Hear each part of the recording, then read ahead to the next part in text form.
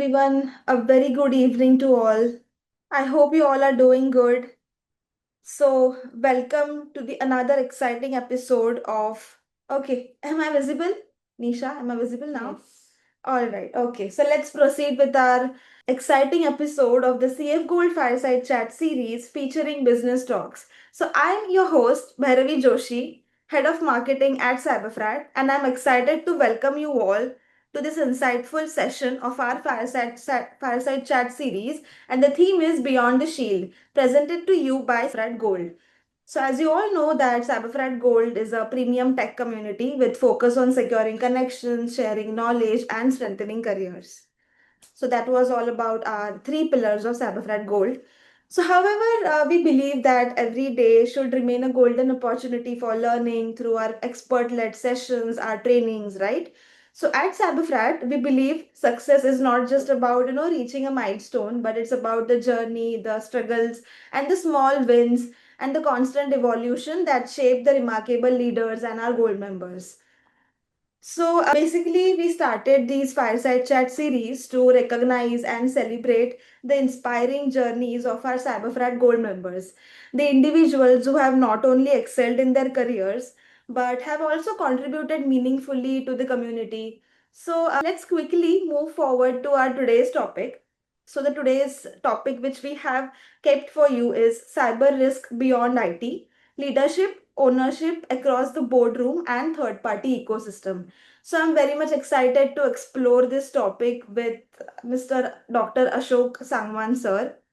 So Dr. Ashok Sangwan, with 25 plus years of experience, is across IT service and enterprise security. He has also led large-scale security and digital transformation initiatives across BFSI, airport, and manufacturing industries.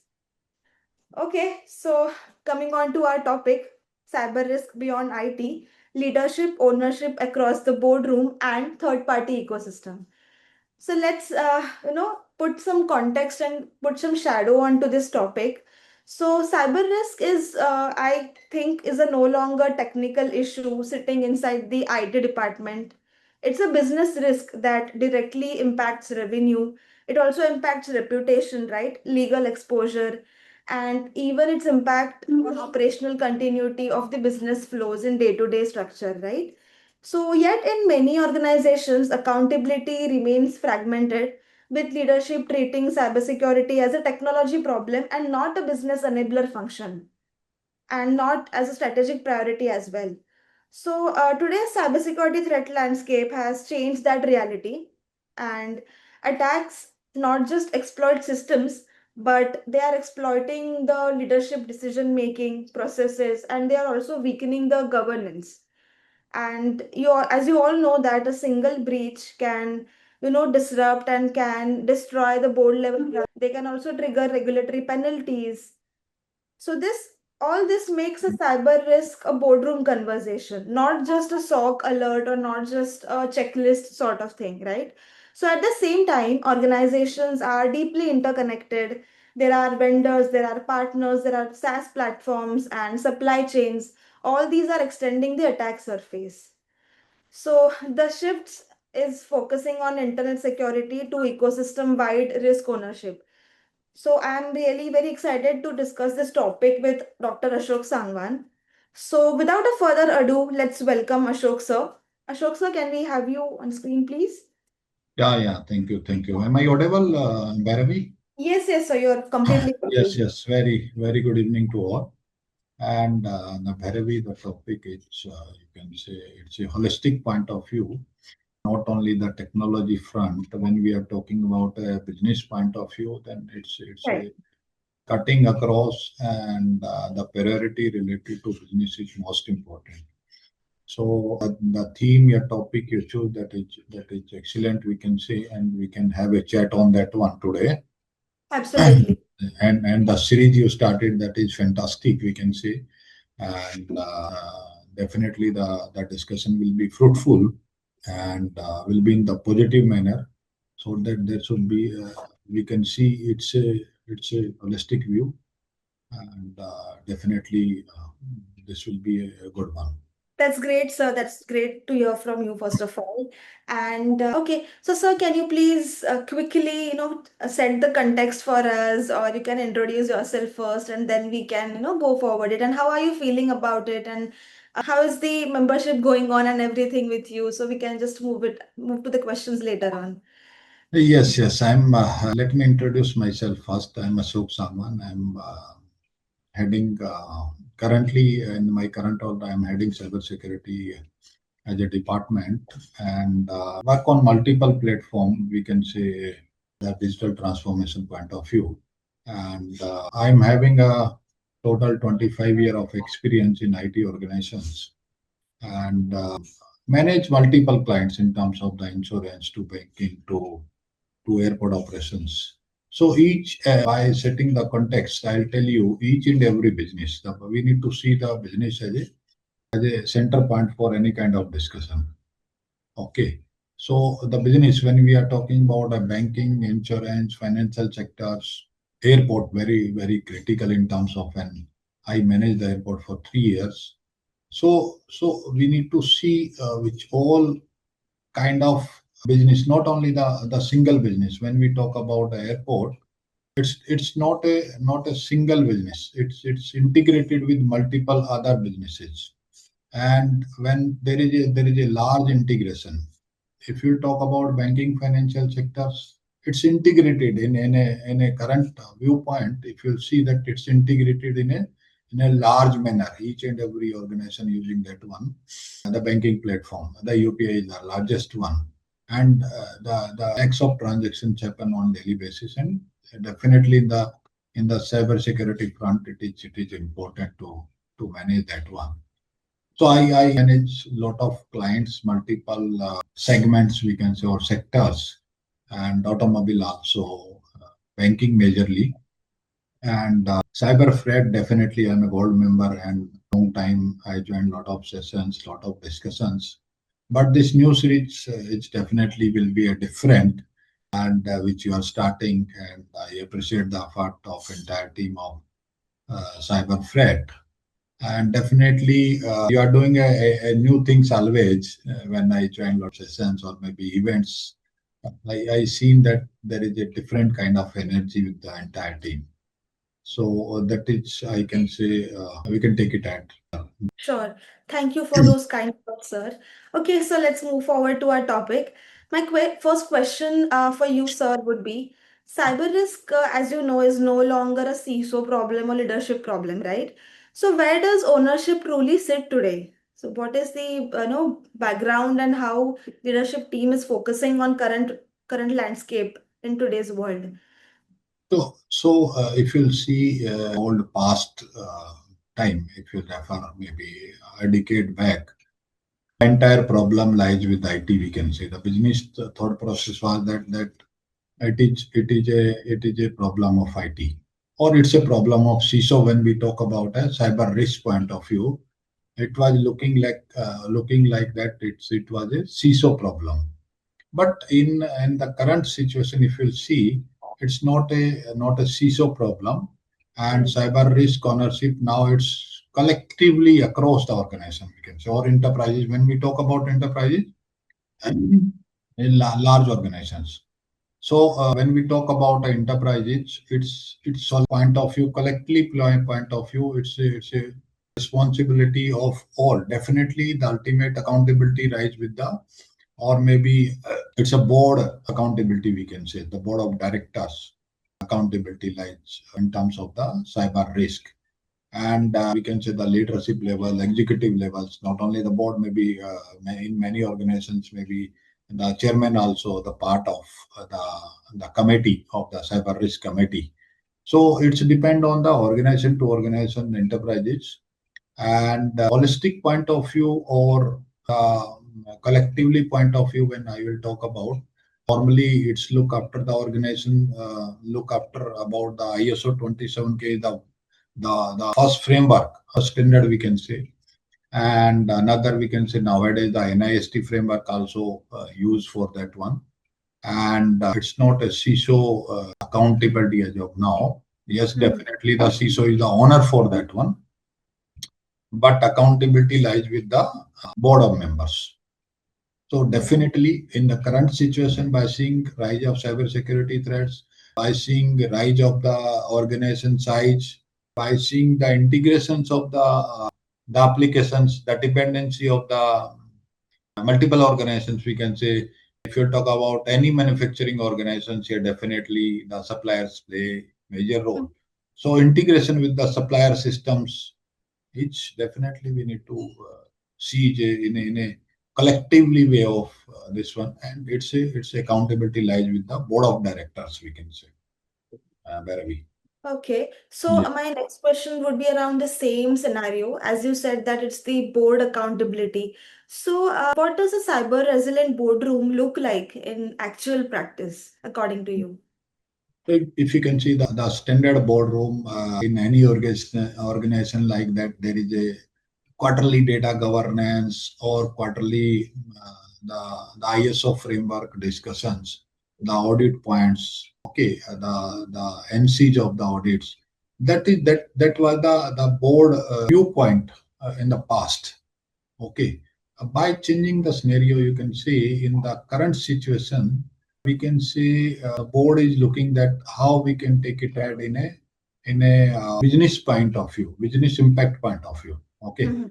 and they are looking one additional point of view, that how the CISO or maybe the IT team briefing the board on the cyber risk.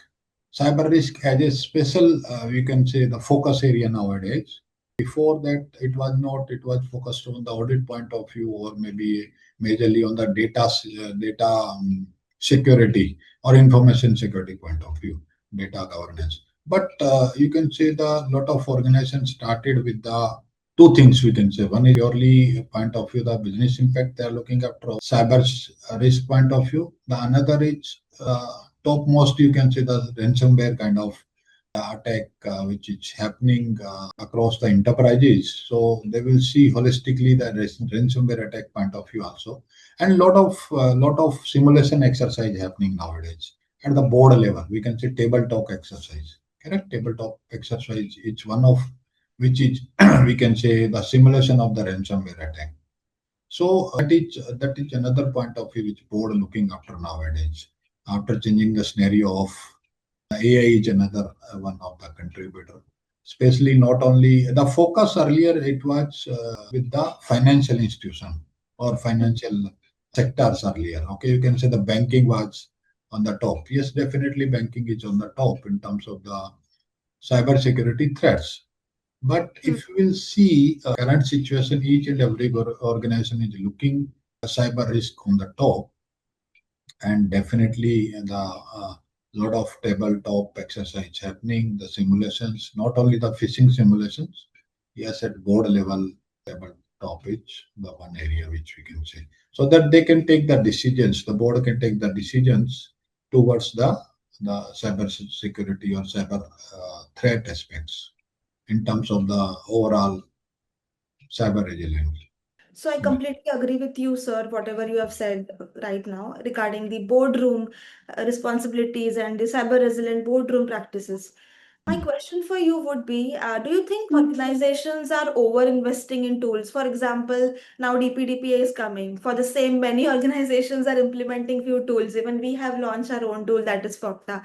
So that's how it is. And organizations are behind that DPDPA Act and they are implementing a lot of tools. But do you think they are over investing in it? And rather than investing in governance part, they are now investing in tools. What do you think about it? I'm laughing because the question is very interesting. Each and every organization definitely focus on the tools. Tools everywhere we talk about tools. When we talk about AI, also again we are talking about AI tools.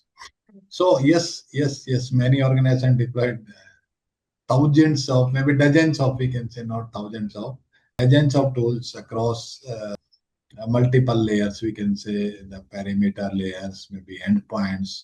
Okay, we can say the internet facing applications. Definitely a lot of tools, focus area is there in each and every organizations, and the area should be like that one. It should be a different in terms of the governance layer actually.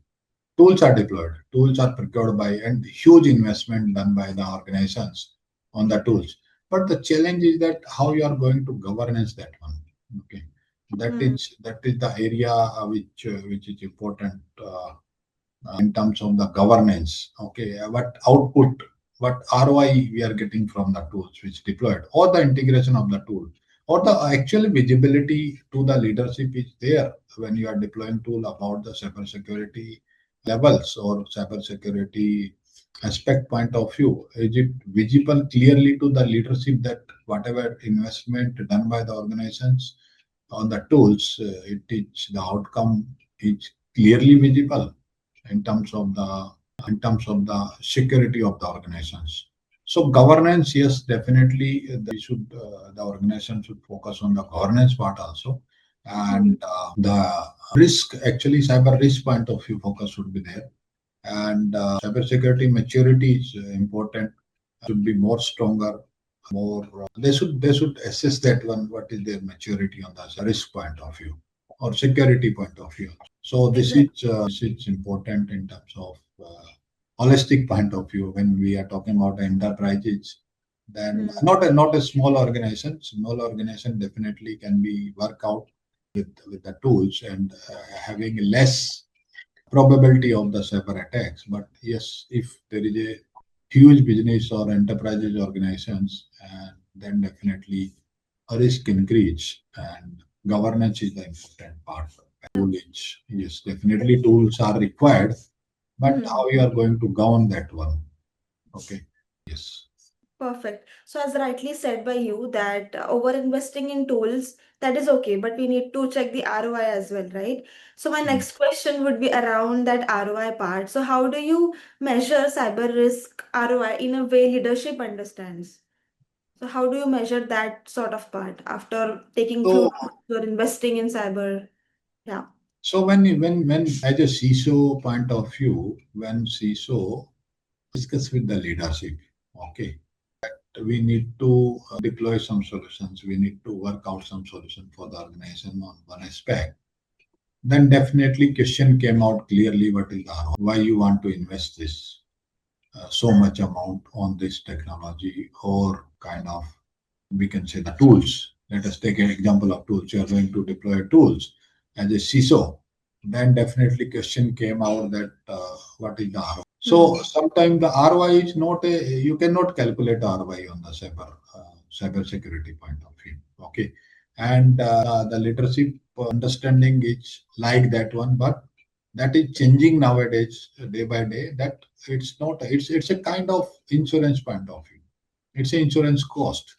When there Hmm. will be a ransomware attack or something attack, cyber attack, and the entire business will be stopped or maybe on hold, then definitely it is clearly ROI. If you are able to safeguard your business, then it's a clearly ROI, and you can say that in a clearly point of view, any financial loss. Okay, your production line got stopped. Your production, you are not able to produce any service or product. Okay, due to cyber attack. If Hmm. you are stopping that one, you are securing that one, so indirect way you are doing a benefit to the organizations, and we can consider as if you are you can say it is you are reducing the expected financial loss. Okay, that word I can use as a financial loss. You are reducing that in the organization. Another point of view, the downtime, any kind of downtime due to cyber attacks, or that is directly linked with your profitability linked or revenue linked. Like anything happen, any downtime is there, and there is a production in a day. So that is a clearly revenue impact on the organization. So you are helping to continue on the revenue part. So the revenue impact is one of area, we can say. The another part you are talking about, you can say it's a financial loss you are avoiding that one. And third one, you can say it's considered as a cyber insurance for the organizations, and it's a clearly ROI in terms of to avoid the downtime or to reduce the expected any kind of financial loss.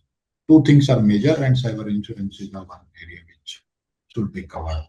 Point to be noted, I guess, and I'm going to learn a lot of new things from you today. Okay, so what are the top two, three cyber risks keeping you up at night right now? Like, what are the trending and what are the most? Because I'm using the word trending because I'm from marketing background. So, what is the top cyber risks those are affecting currently?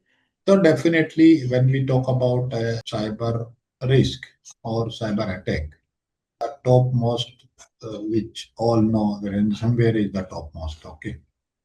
So, but by changing the situation currently, the implementation of AI, rollout of AI, usage of the AI, the AI enabled cyber attacks are on the top now. Okay. Yes, exactly. And if I'll give you stats, we can say the time, the speed of the attack. We should consider the speed of the attack. The speed, the current speed of the AI-enabled cyber attacks are 29 seconds. Means within 29 seconds, your system will be compromised. So the speed, you will spend 30 minutes to identify the threat. Correct. So that is one area which is we can say AI-enabled cyber attacks, okay, or cyber threat, which is growing nowadays on the top. And ransomware definitely, which is on the second number as per my viewpoint, because if there is a attack through AI enabled, can be a ransomware. So that is you can say ransomware will be on the top. But third one is most important, Bhairavi, which is related to the supply chain and third party compliance point of view. That is most important. We should know that one because lot of transaction happening with our partners, with our third party vendors, with our supply chain partners, and entire supply chain. You can say if there is a threat in between, or many organizations use a lot of small vendors, MSME also. They don't have their robust cyber security posture. Okay, and that is the major concern nowadays that we don't know. Like if I'm representing any enterprises organizations, we don't know. I don't know that their posture about actually. So that is another grow area. So three things we can say: one, the AI security attacks. Second is ransomware. Definitely, that is part of.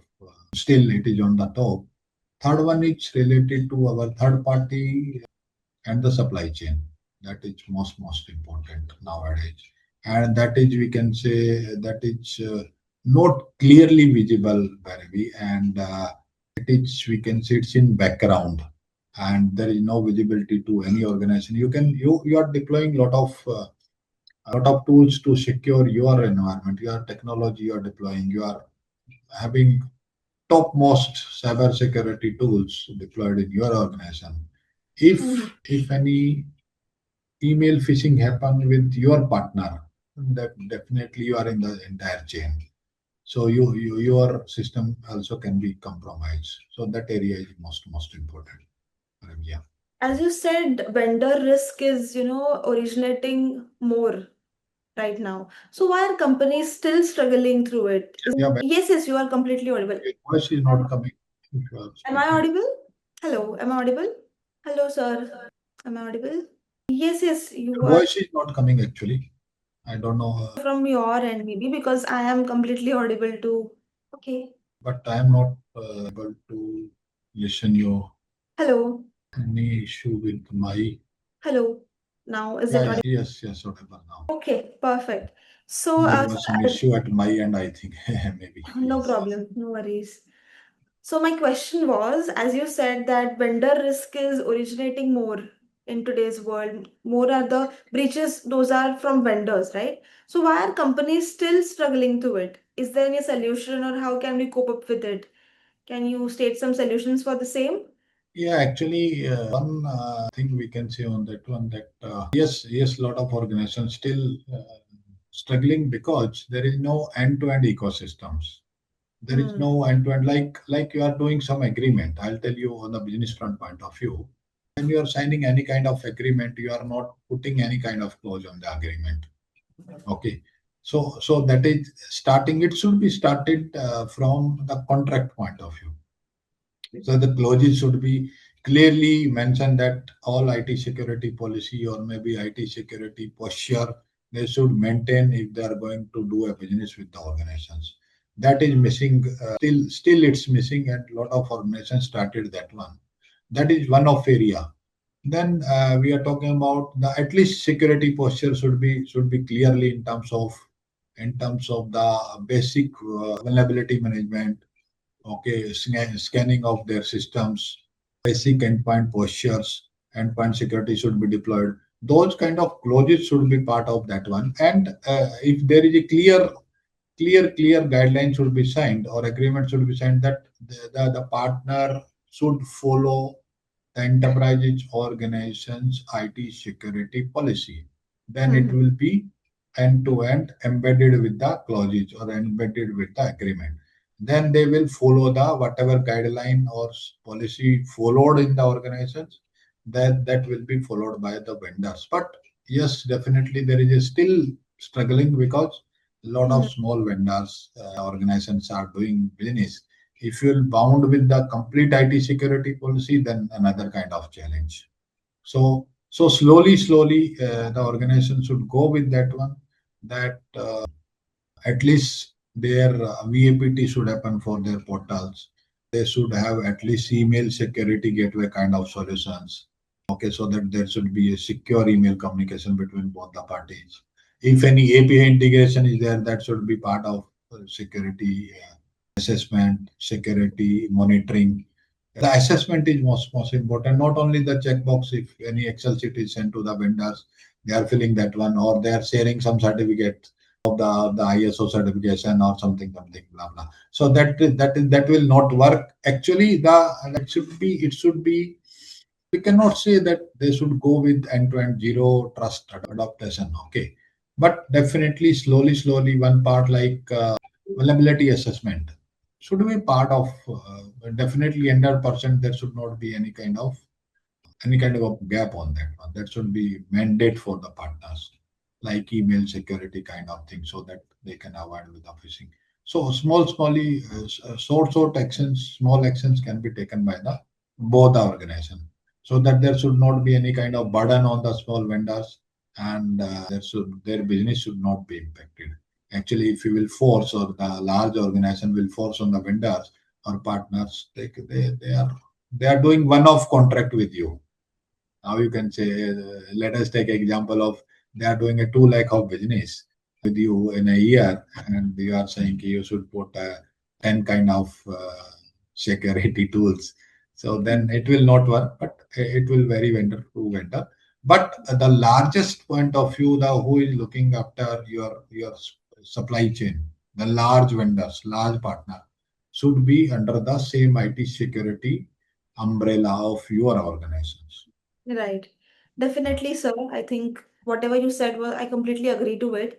So, recently I've been discussing it with a lot of CXO level professionals that the term was trust but verify. So that term is Yeah. still valid, or it should be verify and then trust in vendor security. Yes, definitely. That is most important in the current approach. We are a modern approach. Hmm. It should be a never trust or zero trust.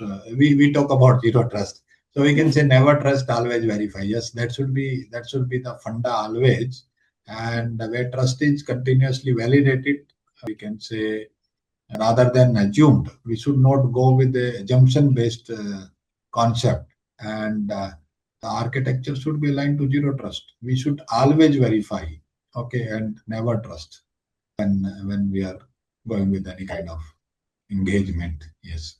Exactly. So how can companies continuously monitor third-party risk instead of, so there is annual audit happening, right? So instead of that, is there any other solution for the same or checklist where companies can continuously monitor it?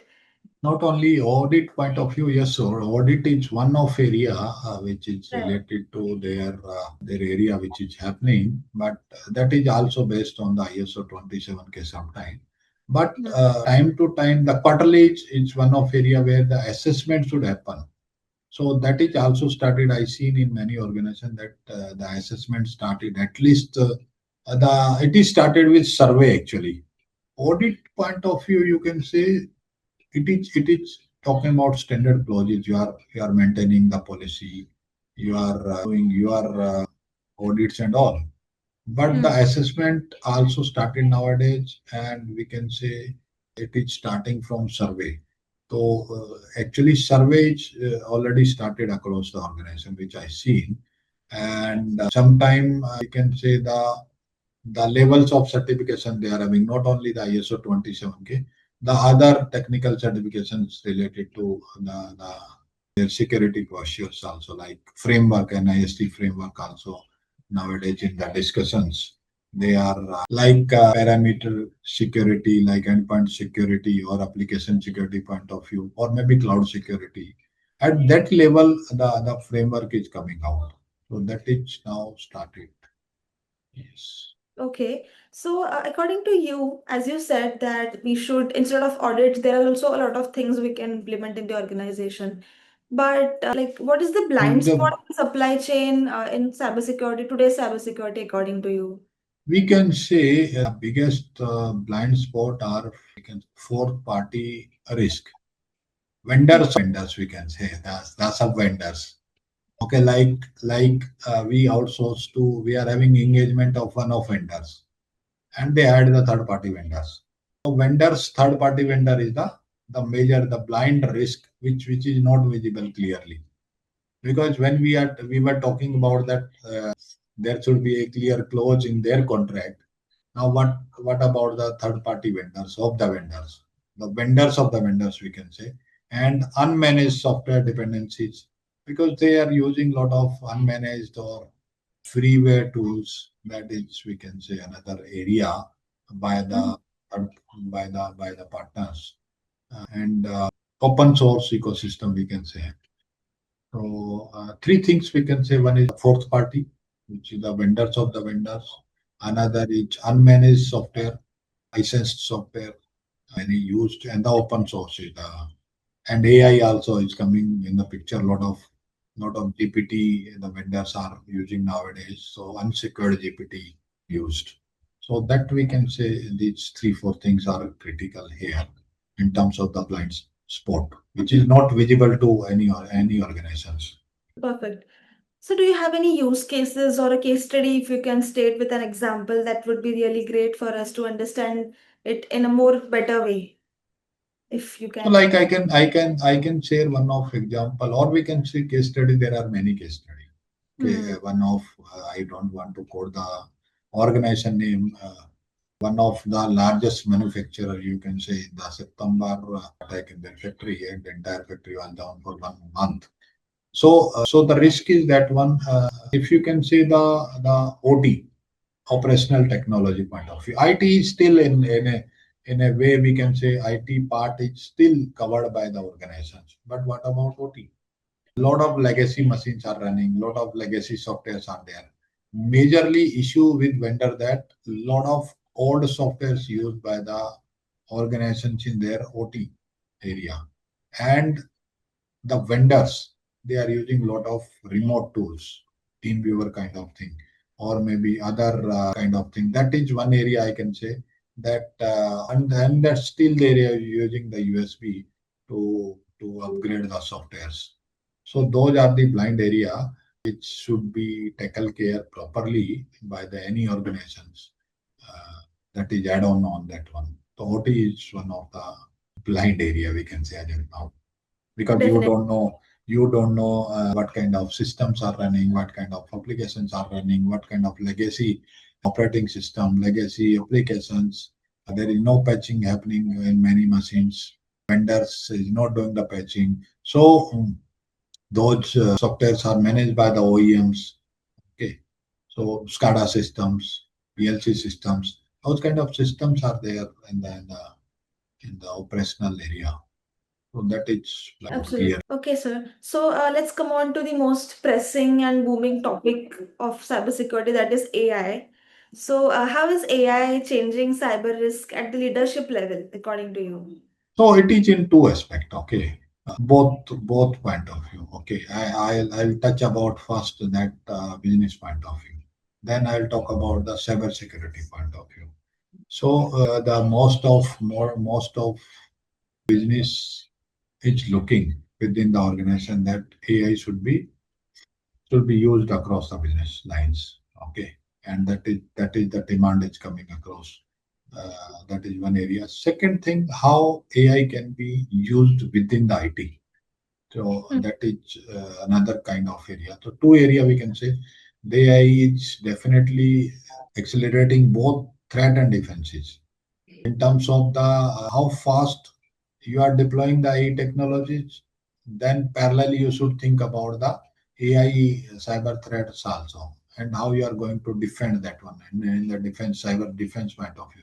And it should be in depth.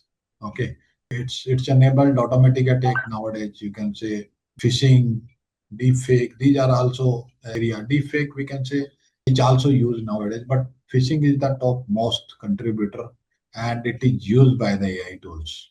So that is going on two way because AI. I'll talk about. I can use a word that AI first in IT. So in the security point of view, in the defense point of view. That was a great answer from your end, sir, I must say, and I've learned a lot today from this session.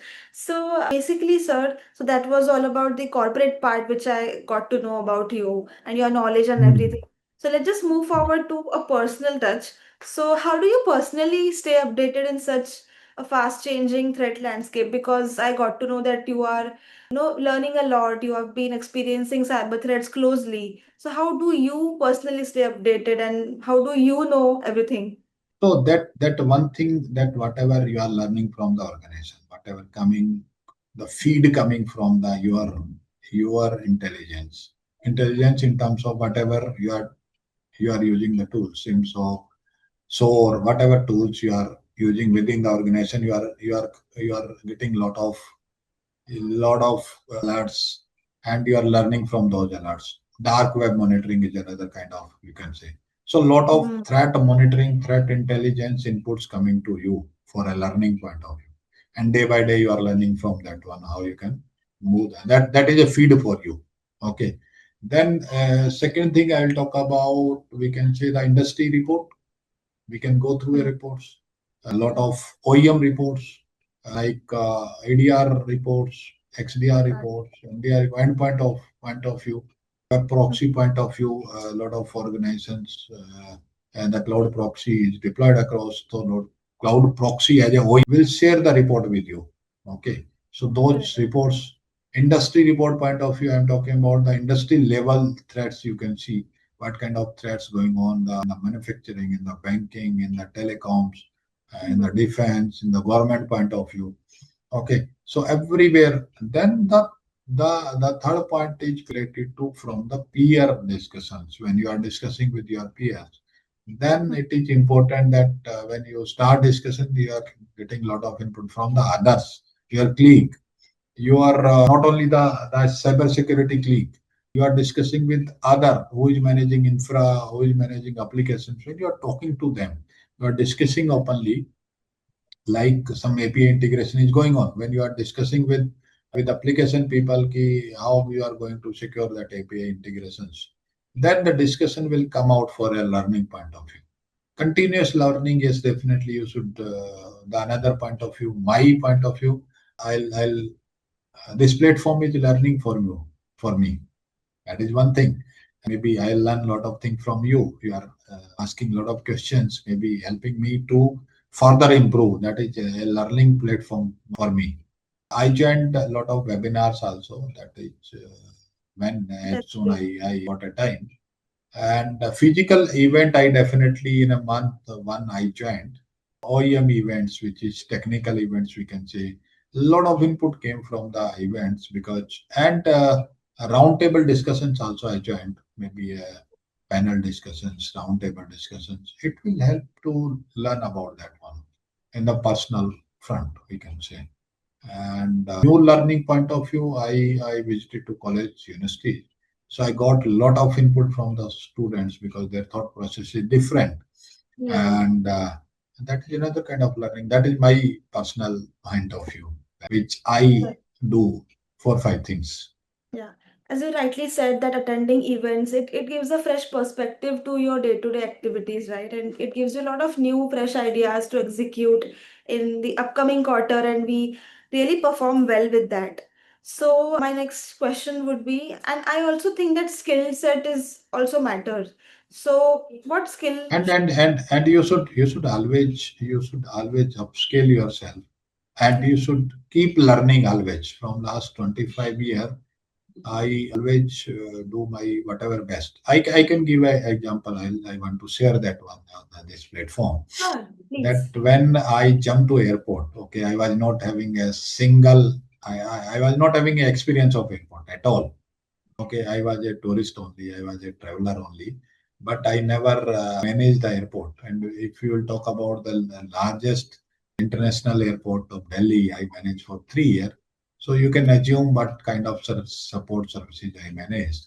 So for my learning point of view, I want to share one of experience that when you left your baggage on the counter, check-in counter, there is a belt.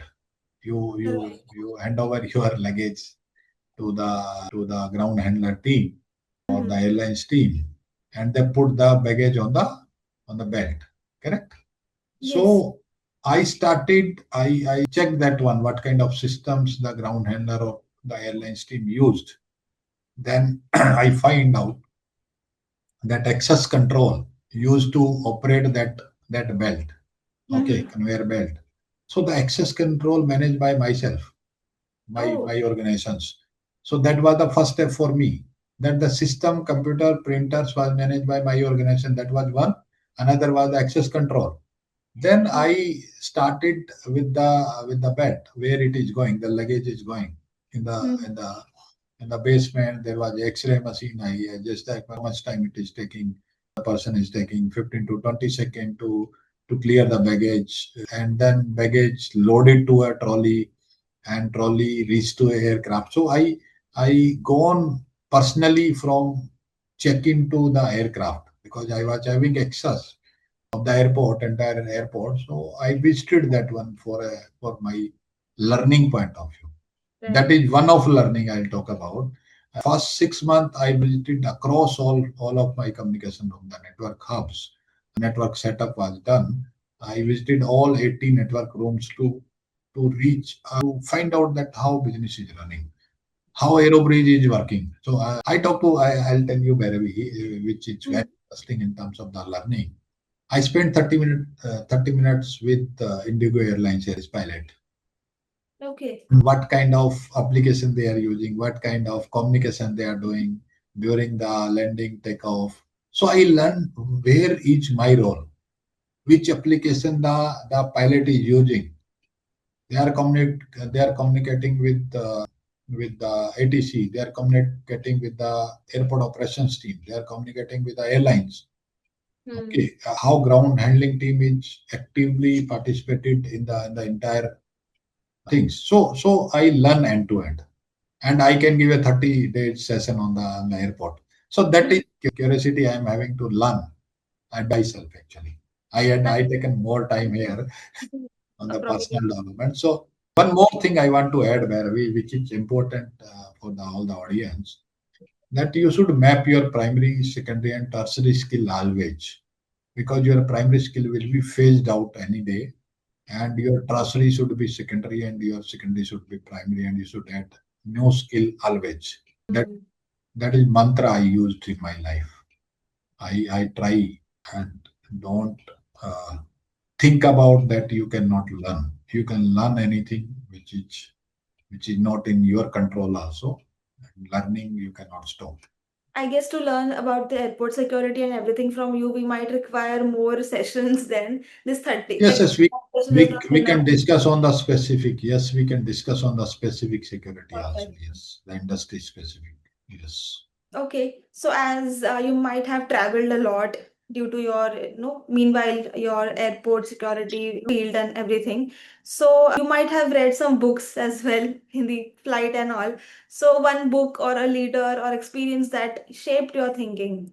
IT operation, I cannot say that any name, whatever time I got it, but you can say the Phoenix project, which a project name which is not related to a specific project, but that name given for a project, and it is related to talk about the business risk, talk about the IT operations.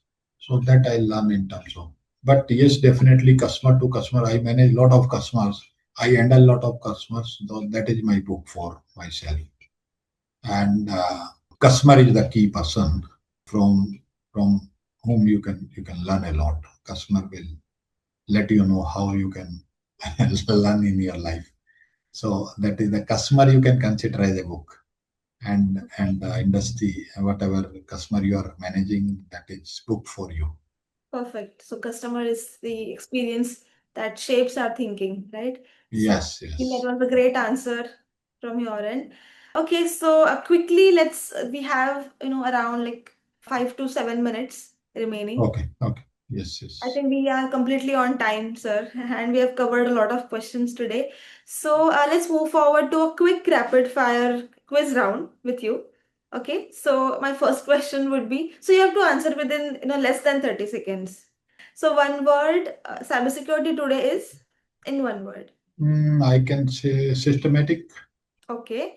All right. So what is the biggest threat according to you? Insider threat, external hacker, or a third party? I think you will Third say, party. yeah. Yeah. Okay, so compliance versus security, what matters more? Both are important, but security is the high priority. Okay, all right. So passwords or passwordless future? Passwordless future. Okay. AI, biggest opportunity or biggest risk? We can say both risk. Okay. Point of Also, what would be your first hiring, CISO or a risk officer? What is the topmost priority in organizations according typical question. Both are key roles, but Right. by seeing my point of view, the CISO should be. Exactly.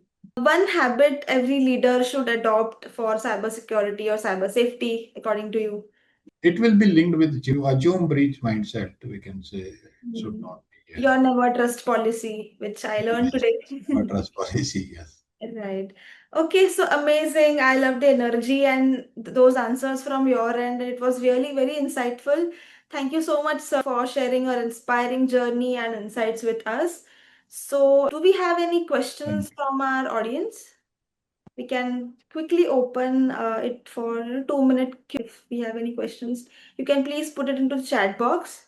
Hello, Bhairavi. Hello, yes? Can you hear me?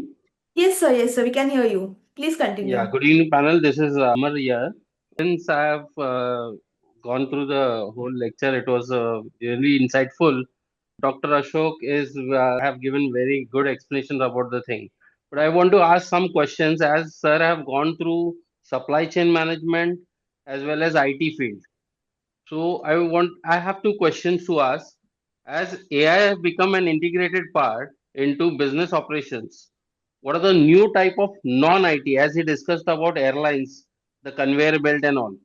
So what are the new type of non-IT cyber risk should leadership be preparing on for today itself? And second thing is, it is very much difficult to convince the management, right? The board members, if you're talking about the boardroom, to convince them about the budget of the security. So, in that scenario, what should be the prioritization of the investment? Internal defense, third party monitoring, or cyber security ensuring? Thank you. So I'll answer your second question first. Internal defense is the correct answer, which I'll talk about, because cyber insurance, definitely a lot of question coming from the leadership. But the top priority, first priority, that at least internal defense should be in place, and then we can see about the cyber insurance point of view. And the first question, which is related to a non-IT threat, definitely I can link with both aspects. I don't know it is correct or wrong, but I'll talk about the third-party risk, the vendor risk, which is purely could be a non-IT in the entire supply chain. But and another is the operational technology, where a lot of a lot of risk are there, but it is not, we can say, directly IT accountability as of now. A lot of systems used, a lot of applications used for the manufacturing point of view, and a lot of legacy systems used. So I don't know it is answered or not properly, but Yes, sir. So I believe you have answered the question rightly. I believe that. Apart from that, do we have any more questions for Ashok sir? I guess we don't have any other questions, so let's move forward. So, everyone, thank you for joining for this session. It was an amazing session. Thank you so much, Ashok sir. So, I believe Nisha has shared the gold Instagram link and Ashok sir's LinkedIn ID and my LinkedIn ID as well. So, I request everyone to please connect with us, and you can also follow Cyberfrat Gold and Cyberfrat LinkedIn platforms. Apart from that, we also have shared the feedback form link. Please provide your valuable feedbacks on that form. We will be, very really helpful for you guys to modify our sessions and to have your, complete feedback. Thank you.